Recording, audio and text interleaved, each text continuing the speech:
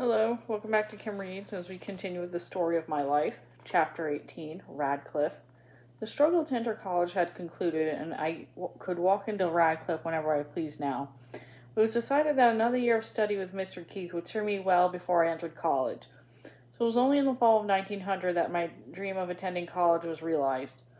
The first day at Radcliffe was an interesting one, and I had looked forward to for years.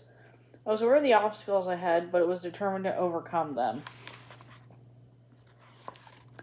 I took strength from the words of the wise Roman, who said, "To be banished from Rome is to live outside of Rome."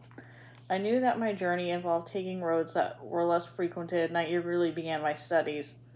It was as if a brand new world was revealing itself to me in all its beauty and light. I felt this desire to know everything. The professors in the lecture halls were very symbol of wisdom and knowledge, but I soon realized that the college was not the romantic environment that I had imagined. College has many disadvantages as well. The lack of time is the most prominent, as earlier I tend to think and reflect. It appears that one attends college to learn and not to think. Pleasures like solitude, books, and imagination are abandoned in pursuit of knowledge.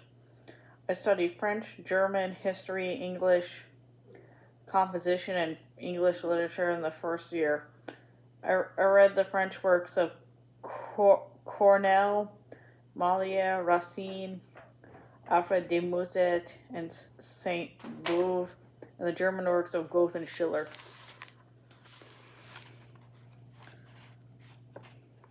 In English literature, I critically studied Milton's poems and Areopagitica. In the classroom, I am almost all done, as the professor is so distant, as if he is speaking through a telephone.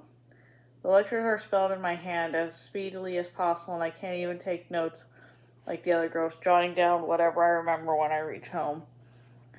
I use the Hammond typewriter, which is best for my kind of work. Without the typewriter, I doubt if I could have attended college. Unfortunately, I do not have any free time like the other girls. Last year, my second year at Radcliffe, I studied English composition, the Bible, the governments of America and Europe, the odes of Horace, and Latin comedy were covered. The class in composition was the liveliest, as the lectures were witty, interesting, and exciting. This year I'm studying subjects that are the closest to my heart, like economics, Shakespeare, Elizabethan literature, and in the history of philosophy. When it comes to studying the masters of literature, I have reservations about the innumerable comments and criticisms surrounding my famous works. As if there are many opinions as there are men. There are times when I want to erase from my mind half the things I'm expected to learn. The overtaxed mind cannot enjoy the treasures it has obtained, and it's impossible to read and fully absorb 4 to 5 books in different languages in a single day.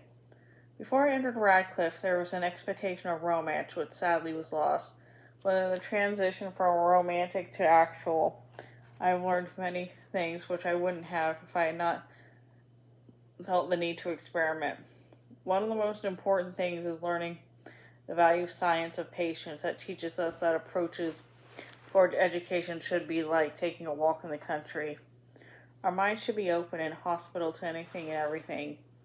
Knowledge is power, but knowledge is also happiness, as true, deep knowledge is to distinguish between true and false, between lofty and low things. Learning about thoughts and deeds that have shaped the progress of man is to experience the heartbeat of humanity through the century. And if one does not experience a heavenward striving in these vibrations, one must truly be deaf to the harmonies that life has to offer. And that's the end of that chapter. See you later.